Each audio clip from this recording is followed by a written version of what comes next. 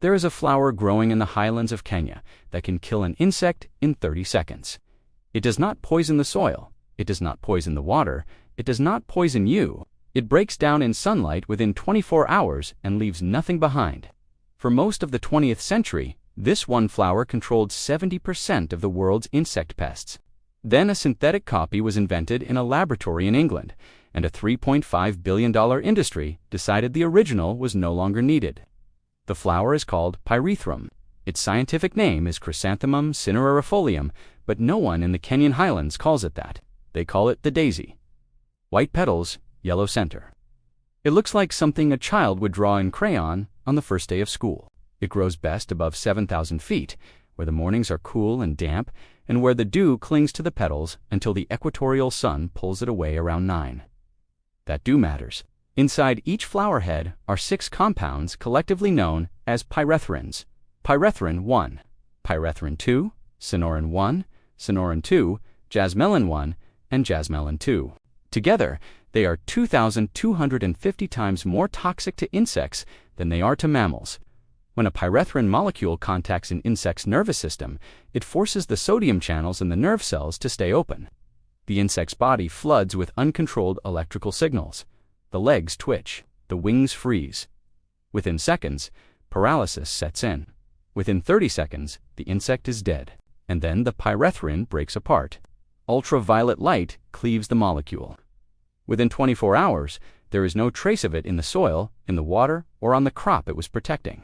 No bioaccumulation, no food chain magnification, no residue in your bloodstream 20 years later. It kills what it touches, then it disappears. For 2,000 years, that was considered a miracle. The earliest recorded use of pyrethrum comes from Persia, around 400 BC. Dried flower heads were ground into a greenish-yellow powder and scattered in grain stores and along sleeping mats to repel fleas, lice, and bedbugs. The Chinese used it during the Shu dynasty for similar purposes. But for most of history, the flower stayed local. It grew wild across the Caucasus Mountains and along the rocky Dalmatian coast of modern-day Croatia. Its power was an open secret known only to the people who lived near it. That changed in 1842 when a German-born merchant named Johann Zacharel, living in Vienna, visited the Caucasus on a business trip and watched villagers dust their houses with the pale powder. He recognized what he was seeing. He arranged contracts with rural communities to supply him with dried blossoms, had them ground in Tiflis, and shipped the powder back to Vienna. He called his product Zacharlin and sold it in tins stamped with the image of a man in Circassian dress carrying a sprayer of his own devising. The label promised it would kill cockroaches, bedbugs, fleas, moths, flies, gnats, and lice. Zacharlin became the most popular household insecticide in Central Europe. By the 1880s, Zacharly's eldest son had taken over the company, shifted the supply from Caucasian to Dalmatian, chrysanthemums, and built a factory on Nusswaldgasse 14 in Vienna with a Persian Moorish facade. It still stands today. It is now an art venue. What Zacharel could not do, pyrethrum was too expensive for wide area farming, and it degraded too quickly under direct sunlight. That limitation haunted the flower for decades, and it would eventually become the excuse used to replace it with something far more dangerous. In 1904, the United States took control of the Panama Canal project. The Isthmus of Panama was a death sentence. An estimated 12,000 workers had already died building the Panama Railway, and more than 22,000 had perished during the French attempt to dig the canal. The primary killers were yellow fever and malaria, both carried by mosquitoes. Colonel William Crawford Gorgas was appointed Chief Sanitary Officer. He divided Panama into 11 districts, dispatched inspectors to find standing water where mosquito larvae bred, and launched the largest fumigation campaign the world had ever seen. His weapon of choice was pyrethrum. Pans of the powder were placed in every room of every building across the canal zone, weighed out at 2 pounds per 1,000 cubic feet, sprinkled with wood alcohol, and set alight. The pale smoke drifted through doorways and window frames, settling on walls, floors, and ceilings. Within a year of the campaign's launch, every building in Panama had been fumigated. The project consumed the entire United States supply of sulfur and pyrethrum. In 1906, only 1 case of yellow fever was reported in the canal zone. By the time the canal was completed, the annual count was 0. That was the flower's finest hour, and almost nobody remembers it. In 1922, two chemists at the Swiss Federal Institute of Technology in Zurich submitted a landmark paper to the journal Helvetica. Chemica Acta Hermann Staudinger and Leopold Ruzicka had spent 12 years dissecting the pyrethrum molecule. Their 10-part manuscript ran to 160 printed pages. They identified the two primary active esters, pyrethrin 1 and pyrethrin 2, and described their acid and alcohol components with extraordinary precision. Leslie Crombie, the English natural products chemist, would later write that Staudinger and Ruzicka's investigation stands as one of the great chemical classics of its age. Both men would go on to win Nobel Prizes in chemistry, Staudinger in 1953 and Ruzicka in 1939. But neither man was able to synthesize the molecule. Despite 82 new esters and years of effort, the pyrethroline component defied laboratory replication. Staudinger wrote in his memoirs that every effort failed to produce success. The flower kept its secret. During the Second World War, pyrethrum played one last critical role. The United States military used it as the active ingredient in MYL powder, a delousing treatment dusted on every soldier entering a combat zone. The powder contained 0.2% pyrethrins, 2% of a synergist, and a mineral clay as the carrier. It killed lice on contact without harming the skin. Millions of cans were distributed across Europe and the Pacific. A USDA entomologist named Walter Dove personally oversaw the delousing program and cautioned as early as 1944 against replacing pyrethrum with anything whose long-term environmental effects were unknown. His warning was ignored. In that same year, a Swiss chemist named Paul Mueller received a sample of a white, waxy, granular substance from the Geigy Corporation. It was dichloro-diphenyltrichloroethane DDT. It killed lice, it killed mosquitoes, it killed beetles, flies, fleas, and moths. It was cheap, it was stable, it did not break down in sunlight. Mueller won the Nobel Prize in Physiology or Medicine in 1948 for discovering DDT's insecticidal properties.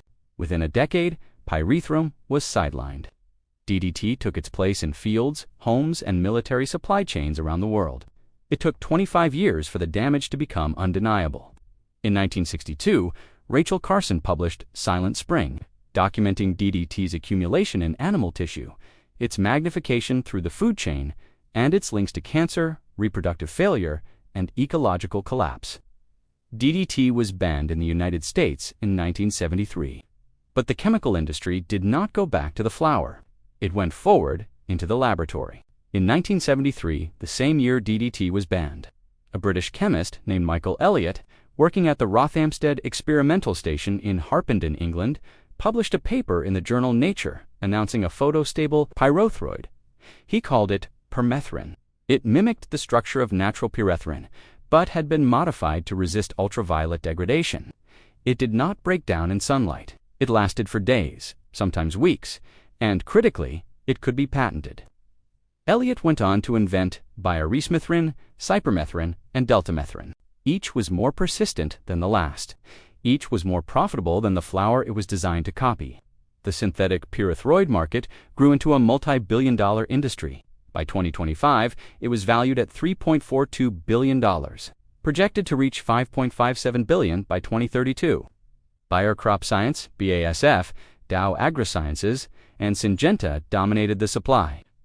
The natural pyrethrin market, by comparison, had shrunk to roughly $67 to $76 million, less than 2% of the global insecticide market. The flower that once protected 70% of the world from insects now occupied a rounding error in a spreadsheet. The synthetics did not disappear when the sun came up. That was the selling point. But they also did not disappear from rivers, from soil, or from the nervous systems of animals that were never supposed to be the target. Permethrin is acutely toxic to fish at concentrations measured in parts per billion. Cypermethrin has been found in freshwater sediments years after application. Synthetic pyrethroids are lethal to honeybees at doses far below what kills the crop pests they were meant for. A 2019 study published in Environmental International found that in 96% of cases, neonicotinoids, the class of synthetic pesticides linked to colony collapse disorder in bees, could be replaced by effective alternatives, and in 78 to 89% of those replacement cases, the substitute chosen was another synthetic pyrethroid, They replaced one synthetic with another. The flower was never invited back to the table. No place on earth felt that absence more than Kenya. The British colonial government introduced pyrethrum cultivation to its Kenyan Crown Colony in 1928. The highlands around Nakuru, Nyandarua, and the Rift Valley offered the perfect altitude, the perfect rainfall, the perfect temperature range. By the 1960s, Kenya produced over 70% of the world's pyrethrum supply. More than 200,000 farming families were growing the daisy. The industry supported an estimated 2 million people. When Kenya declared independence on December 12, 1963, the pyrethrum flower was featured on the nation's coat of arms and printed on a 65-cent postage stamp. It stood alongside coffee, tea, and maize as one of the 4 pillars of the national economy. In the 1980s, production peaked at 28,643 tons. The Pyrethrum Processing Company of Kenya, based in Nakuru, ran its crushing machines every day. The factory could process 25 tons of dried flowers per shift. The holding tanks had a capacity of 600 tons. The industry earned Kenya more than 10 billion shillings in foreign exchange. Then the synthetics arrived. The international market shifted. Buyers in Europe and America found it cheaper and easier to purchase permethrin and cypermethrin from chemical conglomerates than to import dried flowers from East African smallholders. At the same time, the Pyrethrum Board of Kenya became riddled with corruption and mismanagement. Payment delays stretched from weeks to months to years. Farmers who delivered their harvest waited and never saw the money. Auditor General Nancy Gathengo's reports for the fiscal years 2020 through 2020 paint a picture of systematic plunder. The firm was declared technically insolvent in 2022. It owes its retired workers to billion shillings in unpaid pensions. Some former employees have died without ever receiving what they were owed. Parcels of prime land owned by the company, valued at more than 1 billion shillings, have been grabbed or allocated to private individuals without documentation. A pyrethrin extraction plant purchased in 2000. And 6 for 305 million shillings has never been commissioned. It sits idle. 17 years of dust on a machine that was supposed to save an industry. The number of pyrethrum farmers in Kenya has dropped from 300,000 at the peak to roughly 6,000 today. The factory that once ran daily now waits 2 to 3 months to accumulate enough dried flowers for a single run. It needs at least 100 tons to justify switching the machines on, but the flower is still there. It still blooms above 7,000 feet, where the morning dew settles on its petals like a quiet apology. Esther Ndotha, a smallholder farmer in Nakuru County, started growing pyrethrum in 2018. She bought seedlings from local vendors. The yields were poor, the rains failed. She had no dryer, so she laid the flowers in the sun and watched them degrade. Buyers offered her 220 shillings per kilogram, barely enough to justify the labor. She did not quit. In 2023, a private company called Cantegra Biotechnology began contracting farmers directly, providing training, climate-resilient seedlings, and solar dryers. Esther's price rose to nearly 300 shillings per kilogram. Peter Njiroge, another farmer in the same county, switched to acres from maize to pyrethrum in 2022. He says the private processors pay well and they pay on time. Cantegra has distributed 90 million seedlings and 4 million cuttings to 28,000 farmers since the program began. The Norwegian Agency for Development Cooperation is funding the initiative through a project informally known as the DAISY Project. 513 village savings and loan groups have been formed. They have saved 46 million shillings and loaned out 87 million. Cantegra is now considering building its own processing factory in Nakuru, bypassing the bankrupt state corporation entirely.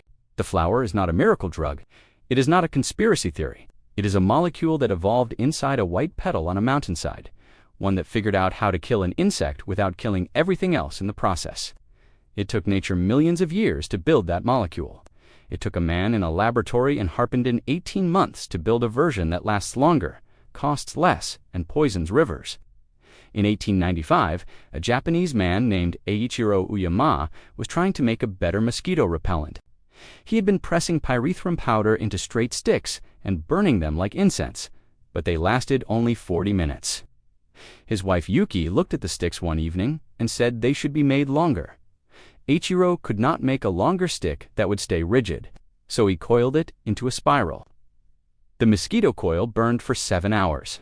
It became one of the most widely used insect control products in the tropics. Even today, in homes across Southeast Asia, Africa, and South America, people light green spirals at dusk and watch the thin smoke curl through the room.